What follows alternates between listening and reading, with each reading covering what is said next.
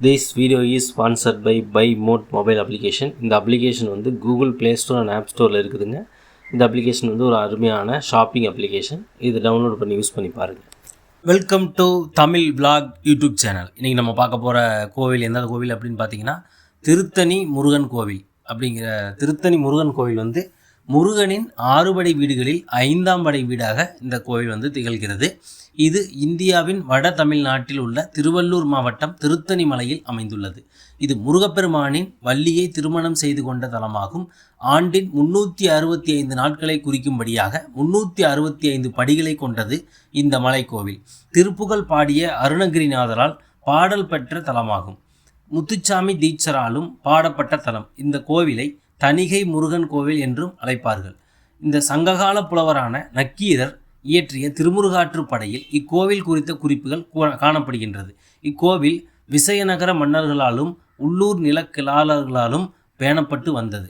இந்த கோவிலுக்கான தல வரலாறு என்னன்னு பார்த்தீங்கன்னா, தேவர்களுக்கு தீராத துன்பம் கொடுத்து வந்த சூரபத்மனுடன் போர் புரிந்து தேவர்களின் துயரத்தை நீக்கி வள்ளியை மணந்து கொள்ள வேடர்களுடன் விளையாட்டாக போர் புரிந்து முருகப்பெருமான் கோபம் தணித்து அமர்ந்த தலம் திருத்தணி ஆகும். ஆகையால் இந்த தலம் தணிகை என பெயர் பெற்றது. தேவர்கள் பயம் நீக்கிய இடம், முனிவர்கள் காமவெகுளி மயக்கங்களாகிய பகைகள் தனியும் இடம், அடியார்களின் துன்பம் கவலை பிணி வறுமை முதலியவற்றை தணிக்கும் இடமாதலாலும் திருத்தணி என பெயர் பெற்றது. முருகன் இத்தலத்தில் ஒரு தனி மலையில் கிழக்கு நோக்கி எழுந்தருளியுள்ளார். இம்மலையின் இரு பக்கங்களிலும் மலை தொடர்ச்சி பரவியுள்ளது. வடக்கே உள்ள மலை வெண்மையாக இருப்பதால் பச்சரிசி மலை என்றும், தெற்கே உள்ள மலை கருநிறமாக இருப்பதால் புண்ணாக்கு மலை என்றும் அழைக்கப்படுகின்றது. சரவண பொய்கை என்ற புகழ்மிக்க குமார தீர்த்தம் என்ற திருக்குளம் மலை அடிவாரத்தில் அமைந்துள்ளது.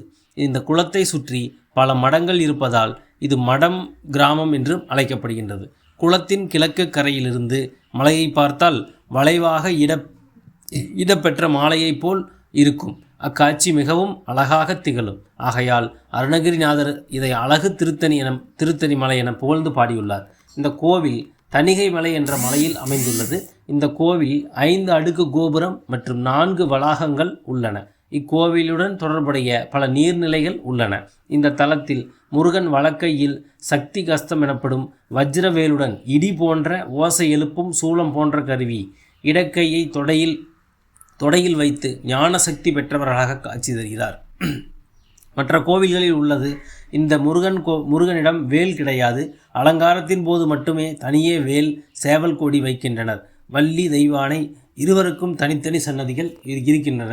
வழக்கமாக காலை 5:45 மணி முதல் இரவு 9 மணி வரை இந்த கோவில் வந்து திறந்திருக்கும்.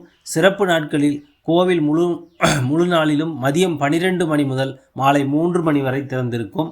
அந்த கோவிலுடைய அமைவிடம் எங்கின்னு பார்த்தீங்கன்னா, அரக்கோணத்திலிருந்து சுமார் 18 கிலோமீட்டர் தொலைவிலும், சென்னைக்கு வடமேற்கே 84 கிலோமீட்டர் தொலைவிலும், ஆந்திர மாநில எல்லைக்கு அருகே திருத்தணி அமைந்துள்ளது. சென்னையிலிருந்து திருத்தணி செல்ல பேருந்து மற்றும் தொடர்ந்து வசதிகள் உள்ளன. இந்த கோவிலுடைய திருவிழாக்கள் அப்படின்னு பார்த்தீங்கன்னா, டிசம்பர் 31ஆம் தேதி அன்னைக்கு படி திருவிழா நடக்குங்க. அதே மாதிரி ஆடி கார்த்திகை, கந்த சஷ்டி, பங்குனி உத்திரம், தைப்பூசம் மற்றும் ஆடி தெப்பத் திருவிழா, இந்த திருவிழாக்கள் இங்கே நடக்குங்க. மேலும் அனைவரும் இந்த திருத்தணி முருகன் கோவிலுக்கு சென்று முருகனை வேண்டி அனைவரும் முருகனுடைய அருளை பெற வாழ்த்துகிறேன். நன்றி, வணக்கம். மீண்டும் அடுத்த ஒரு வீடியோவில் சந்திக்கலாம்.